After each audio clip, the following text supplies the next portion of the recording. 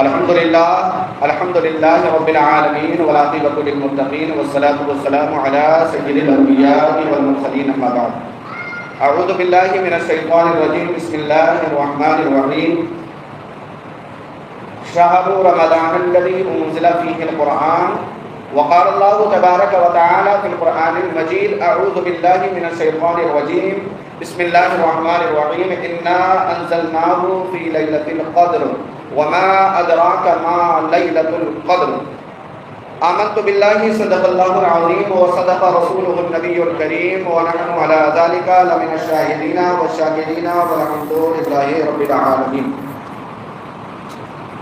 انتہائی عقیدت و محبت کے ساتھ بارگاہ مصطفیٰ میں درود پاک کا نذرانِ عقیدت پیش کریں. پڑھیں بآواز بلند: اللہم صلی علی سیدنا شفیعنا حبیبنا کریمنا ومولانا محمد وعلی آلہ واصحابہ وبارک وسلم. صلاۃ و سلام علیک یا رسول اللہ صلی اللہ تعالی علیہ وسلم. آج ماہ رمضان المبارک کا چوتھا جمعہ، جس کو عرف میں جمعۃ الوداع بھی کہا جاتا ہے، آئندہ آنے والا جمعہ مشکوک ہے اور اس میں شبہ ہے کہ ہو سکتا ہے کہ اللہ کے فضل سے، اللہ کے کرم سے وہ جمعہ ماہ رمضان میں شامل ہو جائے، اور ہو سکتا ہے کہ اللہ تبارک و تعالیٰ اس دن ہمیں عید سعید کی خوشی بھی عطا فرما سکے. اگر اس روز عید کا دن ہوا تو عید کی نماز بھی ادا کی جائے گی اور جمعہ کی بھی نماز ادا کی جائے گی. عید کی نماز پڑھ لینے سے جمعہ کی چھٹی نہیں ہو جائے گی.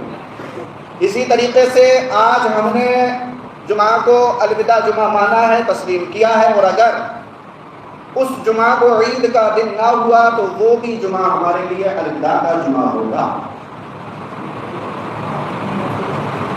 میں نے قرآن مجید کی جس آیت مبارکہ کا تلاوت کرنے کا شرف حاصل کیا، اللہ تبارک و تعالی ارشاد فرماتا ہے: شہر رمضان الذی انزل فیہ القرآن. یہ وہ قرآن ہے جس کو ماہ رمضان المبارک میں نازل کیا.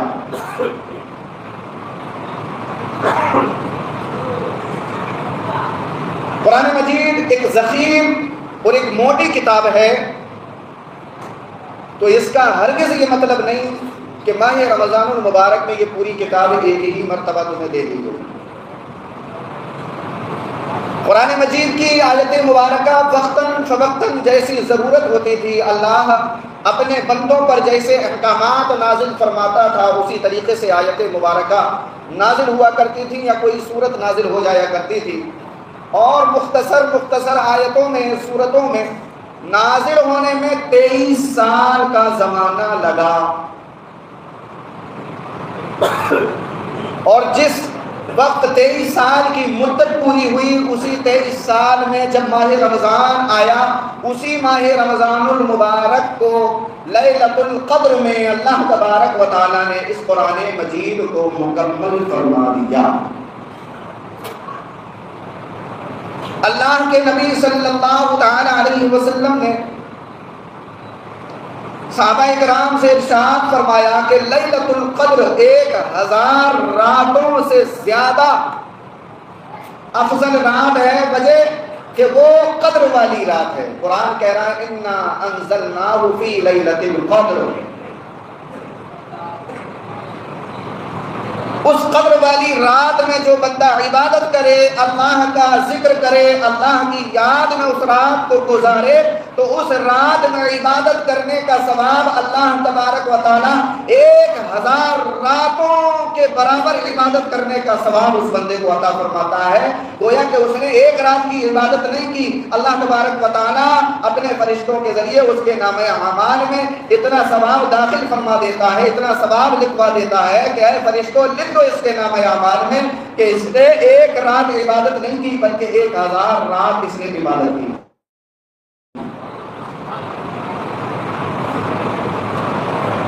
اب اگر ایگزیکٹلی بالکل پرفیکٹ ٹائم اللہ کے نبی صلی اللہ تعالی علیہ وسلم بتا دیتے کہ یہ 25 کو لیلۃ القدر ہے یا 27 کو لیلۃ القدر ہے، تو لوگ پورے مہینے عبادت میں کوتاہی کرتے رمضان کے روزوں میں غفلت کرتے، قرآن مجید کی تلاوت میں غفلت کرتے. جب ایک دن متعین کر دیا، مقرر کر دیا اللہ کے نبی نے کہ اس رات میں عبادت کرو تو 1000 راتوں کا ثواب مل جاتا ہے، 1000 رات عبادت کرنے کا ثواب مل جاتا ہے. تو مہینے میں تو 365 ہی دن آتے ہیں، 365 راتیں آتی ہیں، ٹوٹل ملاؤ تو 700 کے قریب یا اس سے زیادہ بنتے ہیں. اور ہم ایک ہی رات میں جب اتنی عبادت کر لیں گے تو ہمیں باقی دن کرنے کی کیا ضرورت ہے؟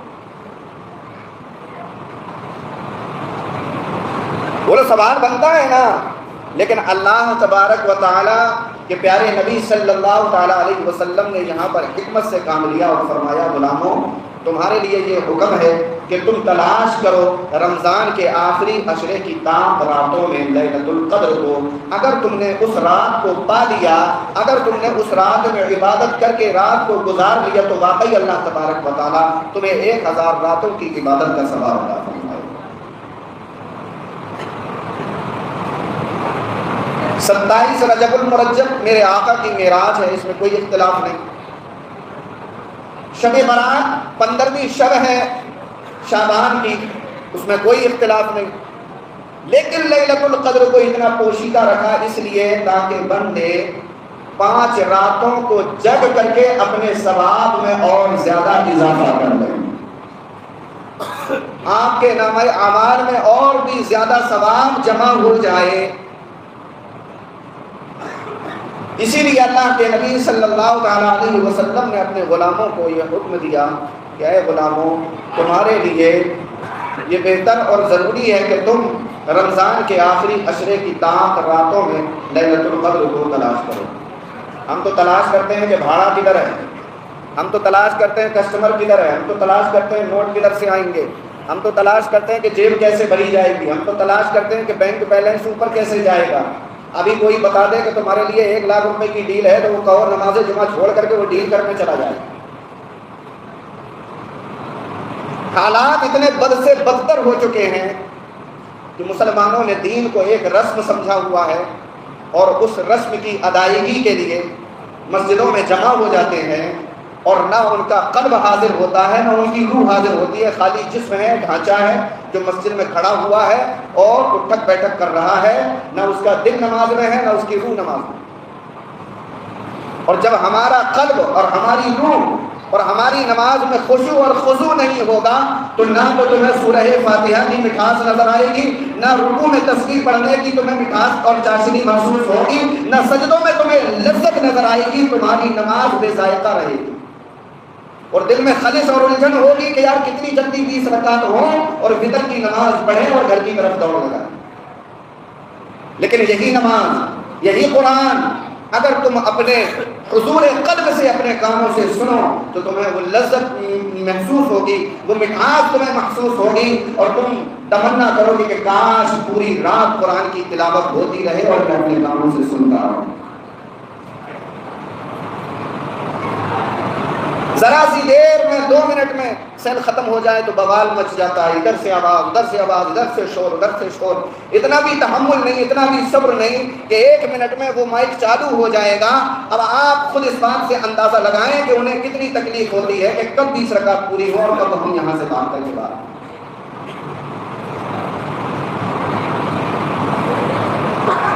آپ کے لیے ماہ رمضان المبارک کروڑہ کروڑ رحمتیں اور برکتیں لے کر کے تمہارے درمیان آتا ہے کہ اے مسلمانوں اپنے ناپاک وجود کو پاک کر لو.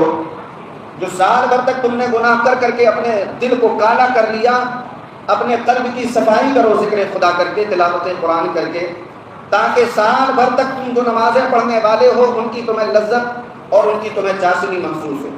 ایک بات بتاؤ، صاف پانی نالی میں ڈال دیا جائے تو وہ صاف رہے گا؟ نہیں رہے گا نا. تو ٹھیک اسی طریقے سے جس دل میں گناہوں کی سیاہی جمی ہوتی ہے وہاں نیکیوں کا پانی جب جاتا ہے تو وہ بھی گندا ہوگا. اس کے لیے کیا کرنا ہوگا کہ اپنے دل کی جو سیاہی ہے، گناہوں کا جو زنگ لگا ہوا ہے، اس کو دور کرنے کے لیے ہر نماز کے بعد کثرت سے ایک تسبیح اللہ اللہ یا اللہ کی آپ پڑھیں، ذکر کریں، انشاءاللہ آپ کا قلب روشن ہو جائے گا. استغفار کی کثرت کریں. جتنا زیادہ استغفار کریں گے اتنا دل نرم ہو جائے گا، پاک ہو جائے گا، صاف ہو جائے گا۔ لہذا ہمیں اپنے اوپر زیادہ غور و فکر کرنا چاہیے۔ اگر ہم نے خود کے اوپر غور و فکر کر لی تو ہمارا جیسا ظاہر پاک اور صاف اور خوشبودار دکھ رہا ہے نا، ایسے ہی ہمارا باطن بھی پاک اور صاف ہو جائے گا۔ ہم اپنے کپڑوں کو تو بہت زیادہ صاف رکھتے ہیں، اپنے جسم کو بھی بہت صاف رکھتے ہیں، خوشبو لگاتے ہیں، لوگوں کے درمیان جائیں تو لوگ یہ نہ کہیں کہ بھئی تو بغیر نہائے آ گیا، تیرے بدن سے پسینے کی بدبو آ رہی ہے، اس چیز کا بھی خیال کر لیتے ہیں۔ لیکن اپنے من کے اندر، اپنے دل کے اندر کتنی گندگی بھری ہوئی ہے، یہ ہر مسجد میں بیٹھنے والا جانتا ہے کہ میں کتنے اپنے دل میں کتنے لوگوں کی برائی لے کر کے یہاں پر بیٹھا ہوا ہوں، کون میرے سامنے ہے جو میرا دشمن ہے، اس کو مسجد کے اندر نہیں ہونا چاہیے اور اس کو اس مسجد میں نہیں آنا چاہیے، لہذا میری اس کے اوپر نظر بھی نہیں پڑنا چاہیے۔ اپنی ذاتی دشمنی کے وجہ سے آپ اپنے دلوں میں میل لے کر کے گھوم رہے ہو، کاش کہ آپ اپنے دلوں کو پاک کر لو۔ ہاں، اگر اللہ رسول کا دشمن ہے تو واقعی اس سے دشمنی کرو، کیونکہ اس سے اللہ تبارک و تعالیٰ نے خود فرمایا، ایک شاعر کی زبانی میں کہہ دوں، وہ خدا کا اور خدا اس کا دشمن، وہ خدا کا اور خدا اس کا دشمن جس نے چھوڑا میرے مصطفیٰ کا دامن۔ لوگ نمازوں سے میرے آقا کی درود کو نہیں نکال سکتے، نمازی مکمل نہیں ہوگی، پڑھنا پڑے گا اللہم صلی علی محمد وعلی آل محمد کما صلیت علی ابراہیم وعلی آل ابراہیم انک حمید مجید۔ لوگ اذانوں سے اشہد ان محمد الرسول اللہ نہیں نکال سکتے، مجبوری ہے ان کی، پڑھنا پڑے گا انہیں، لیکن تعظیم مصطفیٰ کو کم کرنے کے لیے پوری جان لگا دیتے ہیں اور جگہ جگہ میرے آقا کریم صلی اللہ تعالیٰ علیہ وسلم کے بارے میں نازیبا کلمات اپنے کانوں سے ہم روز سنتے ہیں۔ نہ جانے میرے آقا کی شان میں کیا کیا لوگ مغلظات بکتے رہتے ہیں اور ہم اپنے کانوں سے سنتے رہتے ہیں۔ نبی کو یہ نہیں پتا تھا، نبی کو وہ نہیں پتا تھا، نبی کو علم غیب نہیں ہے، نبی تو کسی چیز کے مالک و مختار نہیں ہے۔ حدیث پاک میں اللہ کے نبی نے فرمایا، اے بیٹی تیرے اعمال تجھے بچائیں گے، قیامت کے دن میں تجھے نہیں بچاؤں گا۔ اس طریقے کی باتوں کو لوگوں کے درمیان پھیلا کر کے وہ یہ ثابت کرنا چاہتے ہیں کہ دیکھو تم لوگ جس راستے پر چل رہے ہو وہ راستہ تمہارا غلط ہے، اور جو تعلیم ہم تمہیں دے رہے ہیں یہ تعلیم ہماری صحیح ہے۔ ایسے لوگوں کو اللہ تبارک و تعالیٰ نے کھلا چیلنج کیا ہوا ہے کہ جو قرآن کی آیتوں کا انکار کرے وہ ہمارا نہیں ہے، وہ اللہ کا دشمن ہے۔ قرآن مجید میں اللہ تبارک و تعالیٰ نے اپنے محبوب کی شان بیان ہے، لیکن جو لوگ گھٹانے والے ہیں ان کے لیے صرف یہ کہوں، تو گھٹائے ایسے کسی کے نہ گھٹا ہے نہ گھٹے گا جب تجھے اللہ تعالیٰ دے رہا۔ جس کی شان اللہ بڑھائے اسے کوئی گھٹا نہیں سکتا۔ تو اپنی ذات کے لیے دشمنی رکھنا یہ گناہ ہے، جرم ہے۔ کسی مسلمان کے خلاف بدگمانی کر لینا کہ یار میں تو بہت بڑا نمازی ہوں، یہ کبھی مسجد میں نہیں آتا، یہ کبھی نماز نہیں پڑھتا، کتنا بڑا گنہگار ہے، کتنا بڑا یہ بے حیا آدمی ہے، اس کو مسجد میں آنا چاہیے۔ بلکہ اچھا گمان کر کے تم یہ بھی سوچ سکتے ہو کہ یا اللہ جیسے تو نے مجھے توفیق سجدہ بخشی ہے، ایسے ہی میرے اس بھائی کو بھی توفیق سجدہ بخش دے تاکہ یہ بھی مسجد میں آئے۔ طریقے دونوں آپ کے پاس ہے، چاہے اچھا گمان کرو چاہے برا گمان کرو۔ لہذا ہمیں اپنے ظاہر کو صاف رکھنے سے زیادہ اپنے باطن کو صاف رکھنے کی ضرورت ہے۔ اللہ تمہارا ظاہر نہیں دیکھتا کس نے نیا کپڑا پہنا ہے عید میں یا نہیں پہنا، اللہ پرانے کپڑوں سے بھی خوش ہو جاتا ہے۔ اللہ نئے جوتے نئی چپل نہیں دیکھتا، نئی ٹوپی نہیں دیکھتا اللہ تبارک و تعالیٰ۔ یہ تو ہمارے دل کی خوشی ہے، یا ہمارا نفس چاہتا ہے کہ آج عید کا دن ہے، سارے لوگ نئے کپڑے پہن کر کے آئیں گے تو ہم کیسے پرانے کپڑے پہن کر کے جائیں۔ یہ تو ہمارا دل چاہتا ہے نا کہ سارے لوگ نئے جوتے نئی چپل پہن کر کے آئیں تو ہم بھی نئے جوتے اور نئی چپل پہنیں۔ اللہ تبارک و تعالیٰ تمہاری نیتوں سے خوش ہوتا ہے۔ اگر تمہاری نیت اچھی ہے تو اللہ تبارک و تعالیٰ اس نیت کو قبول کر لیتا ہے، اور اگر تمہاری نیت خراب ہے تو پھر سمجھ لو کہ تمہارا معاملہ بہت خراب ہے۔